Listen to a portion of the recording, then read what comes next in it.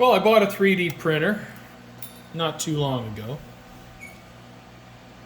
with the express intent of doing some diorama buildings, structures, whatever it might be.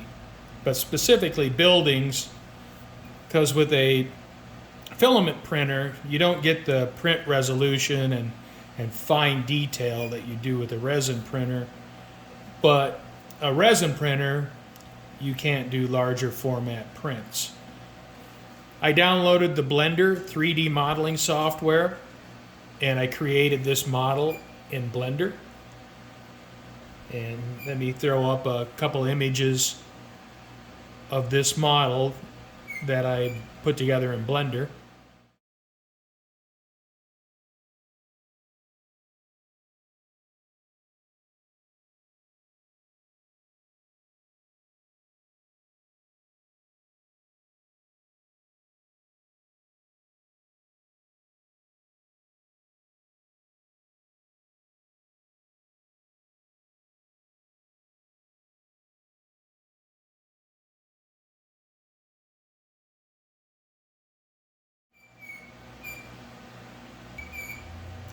Okay, so one thing with 3D prints, in order to, let me get a good pointer here. In order to have pieces like this that stick out from the rest of the print, these pieces have to be supported. So all these printed pieces here have to be removed. They're just supports. I already removed this piece, and that was for the bottom here. And over here, where the timber frame is, I already put these pieces and took them loose, but you can see. And those supported these beams here. And with the window, let's see if I can get that out.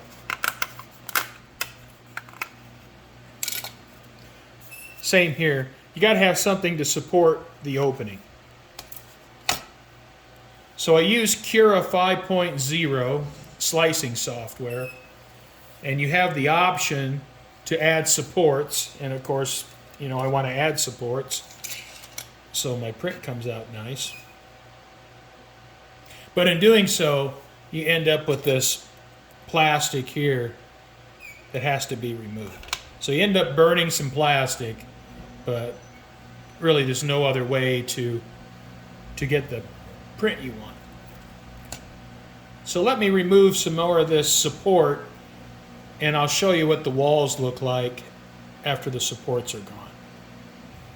It can be quite the ordeal getting the support plastic out. And here I'm just tearing it out, and I'm hoping I don't damage the structure, but I think this is part of the learning on how to use Cura when setting up supports, and there's probably a better way to do it, but I don't know what that is right now, so I'm pretty new to all this. And so I end up with something like this, and I'm just getting in there and tearing it out. And I try to be a little bit careful in that I don't damage the structure, but I got to get the supports out. So this is what I'm dealing with. All right, I got all the supports off, and you can see there's still a little bit of residue there I'll have to clean up.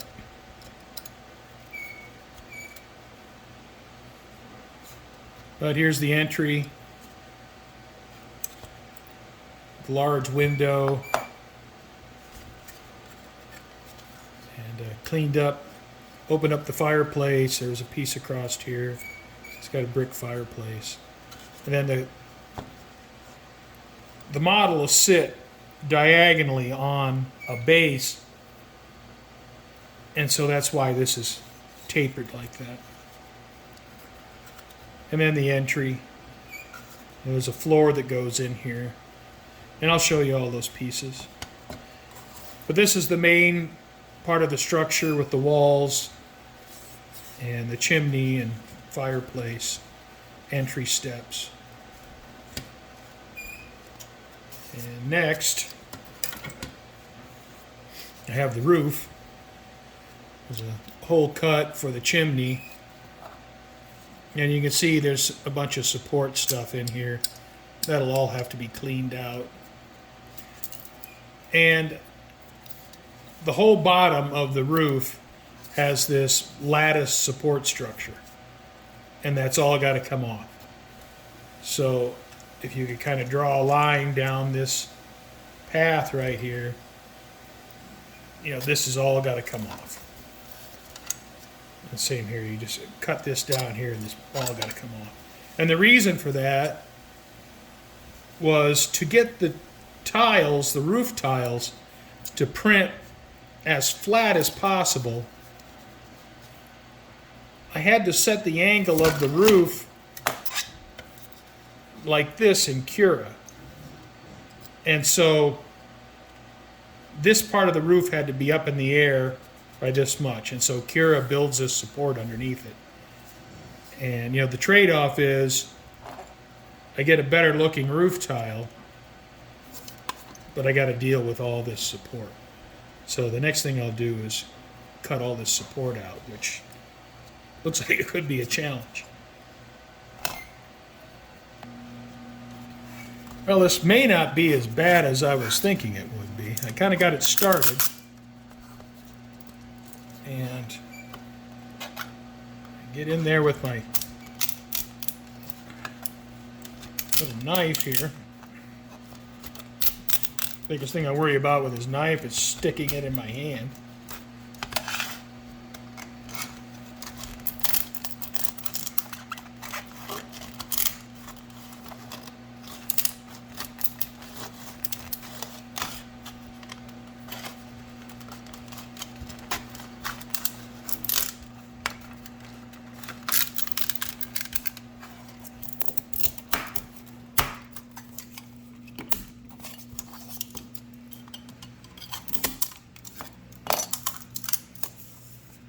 So I'm surprised that actually went pretty easy.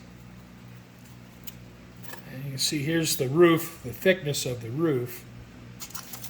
And there was all this support structure underneath it. And, it's all wasted plastic, but, sometimes that's the way it goes. So this just goes in the trash. I don't really have any way to recycle it. And then we have the roof section here with all the tiles. And I'll have to do some cleanup in here because there's a chimney piece that fits down inside there. I decided to go ahead and use this chimney that I printed earlier. And this chimney is part of my initial test print. And, it's the same chimney that I would use with the modifications I made to the structure. So I cleaned up in this area, and after cleaning that up, you'll see the chimney fits absolutely perfectly. And looking down inside, you can see how good the fit is. And that's the beauty of working with the 3D software when designing this. And the Blender 3D software is free. So it's a powerful program that you can use for free. So, let me get the structure here.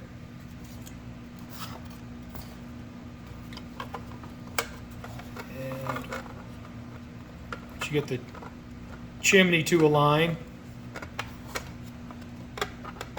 It would have to be glued in place, but you can kind of get an idea what it's going to look like.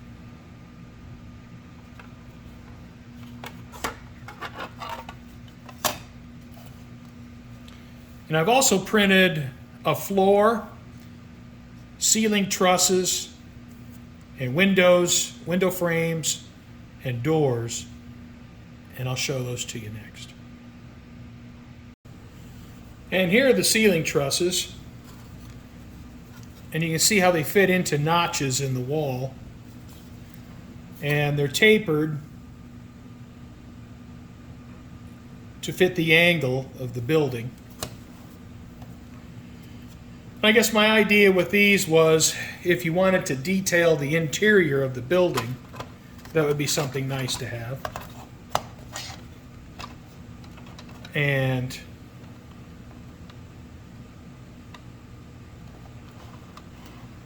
so you can see how they would be on the inside of the building. And of course you have your fireplace, and you might have to trim them up a little bit.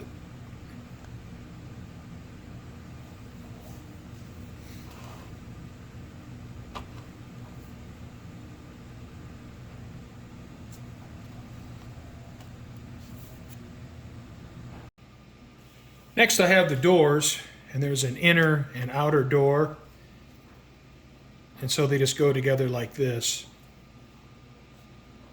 And that way you could put a piece of acetate or something like that in there for a window, and there might be a small gap when you glue the acetate in there, and you'll just have to fill that seam.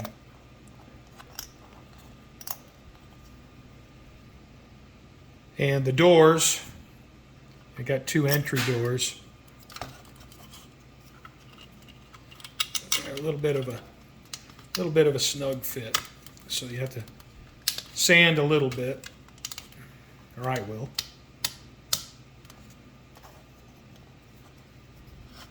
And of course, they can be positioned, however you choose. This one has to slide over.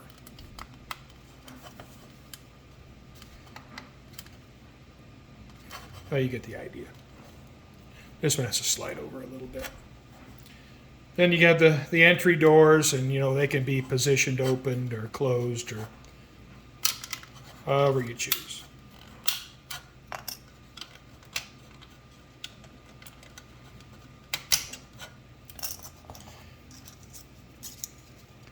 And there's some cleanup that's required in here. You can see where there's some flash in here from the supports, and I get in there with a sanding stick and clean all that up. Another thing I did is I made two kinds of window frames. I have with the individual panes, and then I have frames for plate glass. And like the doors, there's an inner and outer. You would put your glass in between the two pieces and glue them together.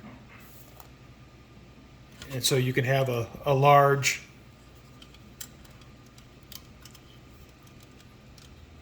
opening here, frame, and a little bit of sanding's needed for a plate glass window. Or you could have individual panes if you chose that.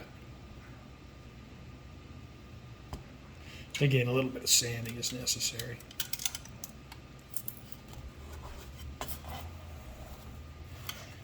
And the last thing is the floor.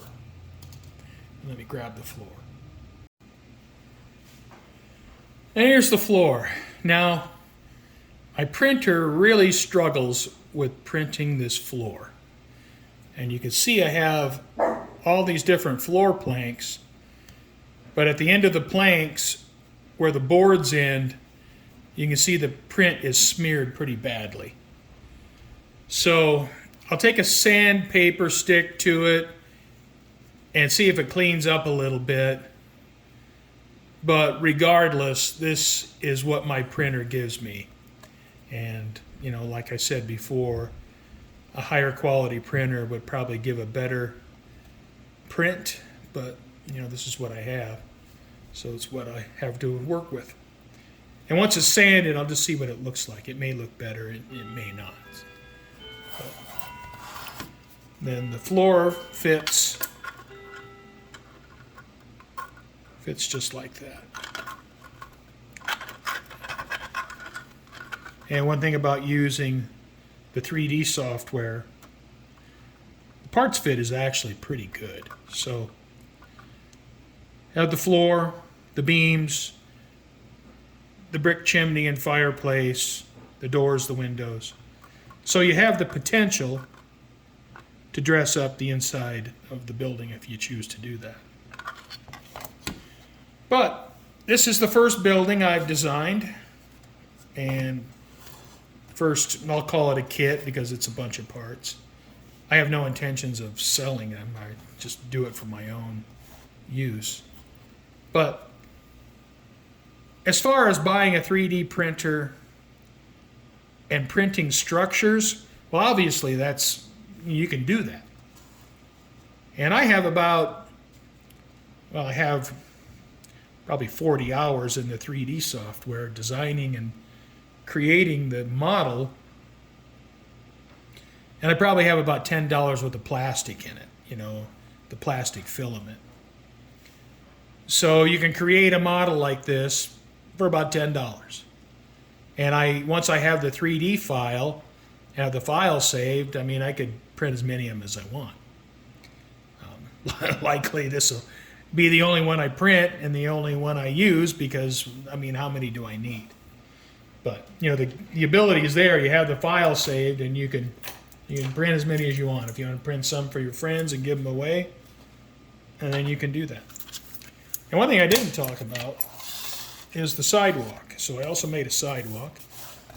And one thing about plaster sidewalks, and I know it's because of the scale we're working with, and this model, it's a village, European village shop. And yeah, it takes up a lot of real estate. So, but if you're a figure painter, you certainly have a place to put all your figures. It's just a wide sidewalk. For me, I think the sidewalk is pretty scale. A sidewalk isn't 18 inches wide. It's wide enough for 2 or 3 people to walk on. And so I think the scale of the sidewalk is more accurate than you would see in with a lot of plaster or other plastic parts you get where the sidewalk is half this width. But the downside is it just takes up a whole bunch of real estate on a display base. And so if you want to add a tank, well, then you got a really big diorama. So, but if you're a figure painter, you could put a ton of figures in here. You can have civilians, you can have military, you can park a Kubel wagon over there and do all kinds of stuff. Jeep, trucks. You can put a tank on there too if you want a big old diorama. But I guess, I'm rambling here, but I'm pretty happy with my first project in that it simply shows that it can be done. And I don't have to spend $83 on 2 pieces of plaster. And I have about $10 worth of plastic in it. So I'm pretty happy with it. And I think, it has some potential going forward. So, as always, thanks for watching. I'm not quite sure where I'm going to go with this. I think I'm going to use my initial practice print for the project I'm working on. And here's the practice print. And you can see the difference is the window. I thought for a shop, well, I'd probably need a great big window, display window for people to walk by and look in. Where this one doesn't have that. So what I think I'm going to do is I'm going to cut it up and make it, a blown up building. And I'm using Hobby E100, and I'll probably use this on the display base with the E100. I guess the purpose of this video is 3D printing. The printers are affordable. And if you're in the hobby and, you're going to be in the hobby, I think it's a great alternative for structures, and you can design whatever you want. So, once again, thanks for watching.